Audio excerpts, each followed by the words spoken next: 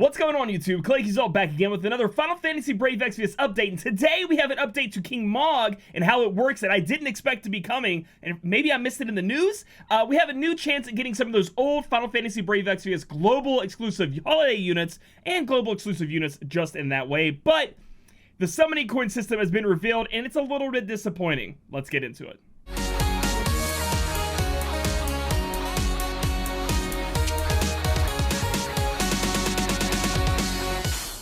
Alright guys, so right here you can see that the featured global lineup is coming. Drop rates increase for these featured global original units in a limited time summon.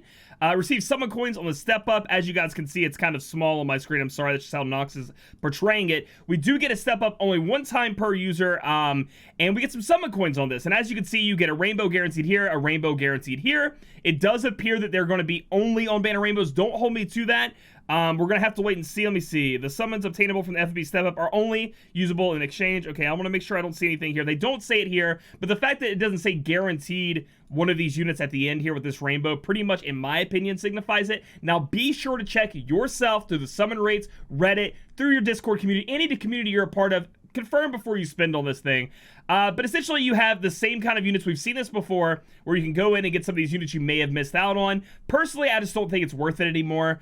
I was really hoping there was some data mining on the summoning coins where we could exchange them 2, 4, 6, 8, 10. Yes, 10 of them for one of these units. So in the end, if you do this full step up, on top of probably getting a couple of units here, which I'm assuming are going to be on banner, we'll have to wait and see, you're going to be able to pick one of these out. So essentially, it's like a UOC that you could pay for along with getting some cool stuff. Now, while that is cool, I just think a lot of these units are outdated. There are a few here like Chow, White Knight Noel, Lilith.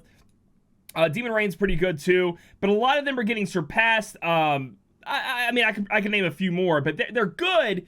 But those ones I just mentioned are still high tier, can still take on the coming trials. Other than that, you're kind of like wishy-washy in here, maybe looking for TMRs, maybe looking for STMRs. And I was really hoping they would just give us these summon coins after seeing the data mine as a anniversary present, but I guess you can't have everything. But yeah, you guys can get these summon coins if you do the full step up. They can be exchanged for any of these units that you guys can see here, along with a 5-star Trust Moogle that is 100%, a 5-star Trust Moogle that's 50%, 4-star guaranteed, and Metal Minotaur. But from the data mine, it does appear that you have to spend 10, I do believe, on each of these.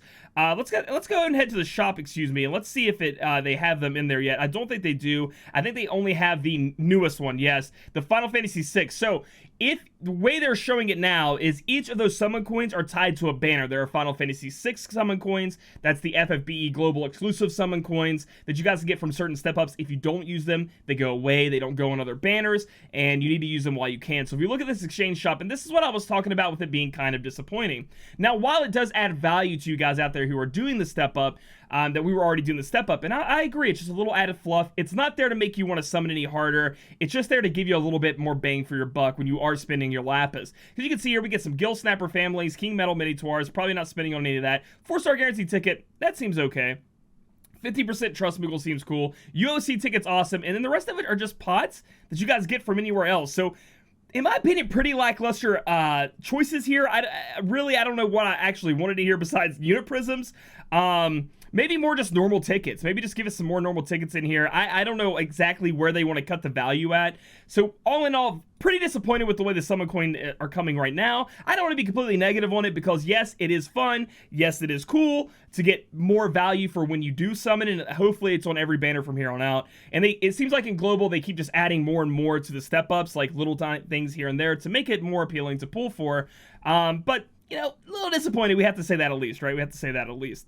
Another thing I wanted to talk about here for a minute, guys, and you know, you guys can ask me questions, but I won't be talking about it too much in any more videos, was the banning. So I'm not sure if it was here. Is this the banning? Yes. Okay, so there was a massive ban wave that went out, and I know a couple of people have been hit by it, coming to me, talking to me. I know there was one user who has tattoos of FFBE on him. He loves FFBE, just like we all do, and to a point to where he loved the characters, he loved the way they look, he wanted them tattooed, and he got banned. And from what I can gather from these bannings, people are getting banned because they were using you have one of two options from what I've seen. Now, this is all speculation. I can't confirm any of it because, you know, I'm not Gumi or Square Enix, but there are ways you could buy lapis for cheap. You could buy lapis a little bit cheaper than what we could in the game. And what would happen is you'd have to turn your account over to these lapis resellers. They'd log in. They'd get you your lapis. for a lot more lapis value for your dollar. And while, you know, that's whatever, you do what you want to do, it's obviously against TOS. And what some of these lapis resellers were doing was they were, you know, taking your account, buying the lapis, and then charging all that money back through their credit cards or through their Google accounts, whatever they use to use your account. And so Square Enix and Gumi are like, hey, we're losing money on this. We got to crack down. And so it ended up banning people because they weren't really making money if they were charging back. I don't really know how the inside of that works. If they get a little bit of the money, none of the money if people charge back. I don't know, but I can understand as a business why they would crack down. So the reason I'm bringing this up is do not do lapis resell. Don't do it because they're going to be checking from here on out. It says in the statement, if you do it, you will be banned. So you don't want to lose your account. So don't do that. The other reason that people are getting banned, or they're just charging back themselves. So they get their money, and I'm assuming this is only malicious chargebacks. Hopefully they don't only get hit by this. You spend a couple $100, whatever you guys spend, you don't get what you want, and you recharge back. So you're like, this isn't fair. I deserve this unit, and I spent this money. I'm taking my money back. Now, while you obviously have every right in the world to do that, I think that's kind of shitty in my opinion. You know what you're spending your money on. You know it's a chance.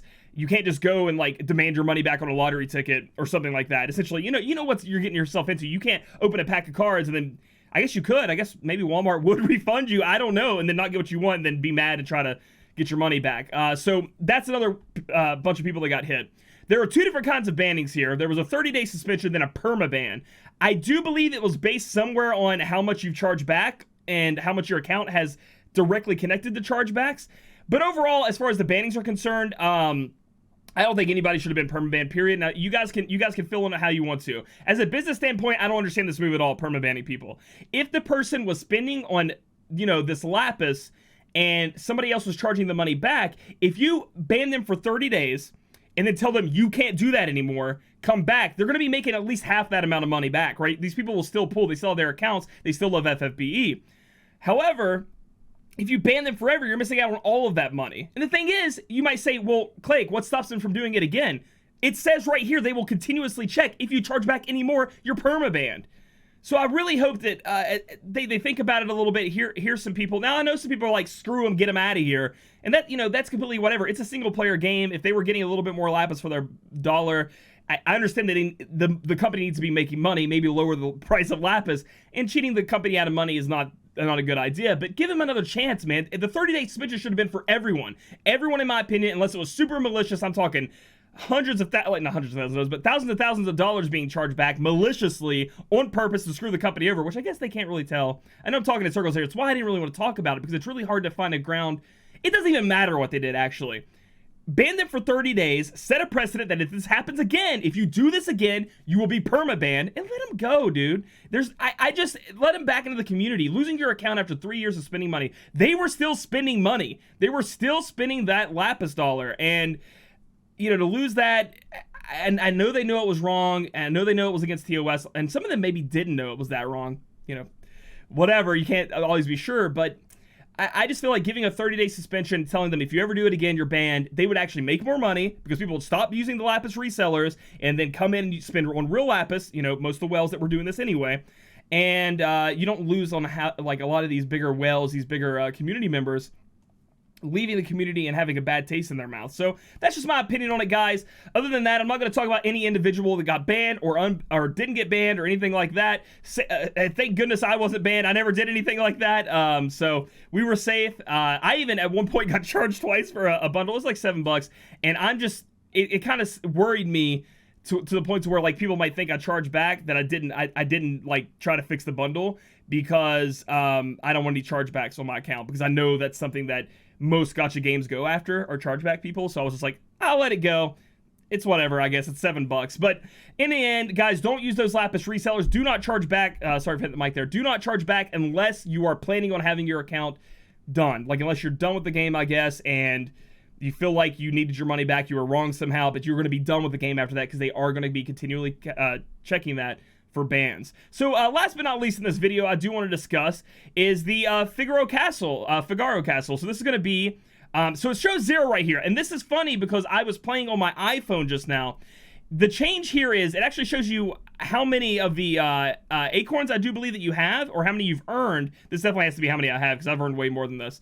And then also they show you how many event points or like energy times you've run the event. So for legendary, I do believe they give you 400 event points, and then you can see that you have event point rewards. So if you go in here, you can see the different event points you can get. So you get just a ton of these walnuts, and the guaranteed 5-star special ticket has been moved into actually earning, you can see I've earned 5,000 already, into earning 15,000 of the event points. So you cannot buy it any longer for 70,000 points. You can only get it inside of here for 15,000. Again, it will take time to acquire this. It will take, you know, a longer grind, essentially, because there's no way, I don't know if it's longer or not. You know, we'd have to look at it in perspective, because it's dependent on your bonus units. You have no way of increasing the speed of this. It's only per run. You get so many event points per run, depending on the difficulty, and you can't increase that with King Mog percentages. And personally, it's a whatever move, I guess. I'm not sure how long it's going to take people. I've done 1 Lapis refill, possibly 2, I think, to get that 5,000 points just running legendary the whole time. I think this will push people into running legendary a little bit more, and just getting more of those event points, because, you know, because we always used to fight, is elite worth it, is legendary worth it? I think at this point, if legendary is giving you more event points, you're going to want to go with that until at least you get this. And so, you know, eventually what's going to happen with the King Mog is they're going to have a whole list of these individual completion rewards, and you can't, and the King Mog bonus doesn't affect that. It only affects the currency. People didn't like that change in JP too much. You can see that this is actually the JP text right here. I don't know if that's completed or what. But you know, it's new, it's fresh, it's a little bit different, and it gives you more that you can spend with your, I guess your King Mog currency. That 70k doesn't have to go to that 5-star ticket anymore. You can just earn it by playing. Eventually, if they add too many of these rewards, though, I could see how it would become a huge grind, and people will be feeling like they need to refill, and the King Mog whole lore, or the whole allure of King Mog, where you get the bonus units, kind of starts to fall off a little bit, because you can't increase your event point cap because it isn't affected by the bonus. Does that make any sense? So if you guys were looking and wondering, again, it says 0 here, but I think it's just a bug when they implemented it, because I have 5,000 here. If you guys were looking for where you could get that ticket, where was it? That's where it's going to be, and that's where you're going to be able to get it. Guys, that's going to conclude our video for today. Again, some of these changes, do not forget to get this. I do want to point this out. Hold up, it just showed me this. I went and at least well, I guess I'll spend some of these energy pods so I can show you guys this. Here. Are you happy, FFBE? Are you happy? At least I could go in and see the missions. Get this Marlboro doll. You guys can skip all this. I'm not dealing with, well, I guess I could if I wanted to. I wanted the rare summon tickets, but get this Marlboro doll. It's going to be very good in the future. Definitely want to pick that item up. Don't forget that. So if you guys like this video, give it a thumbs up. Comment down below how you feel about this King Mog change. If you think it's better for you or worse for you, and then subscribe for future content. We'll catch you guys in the next video.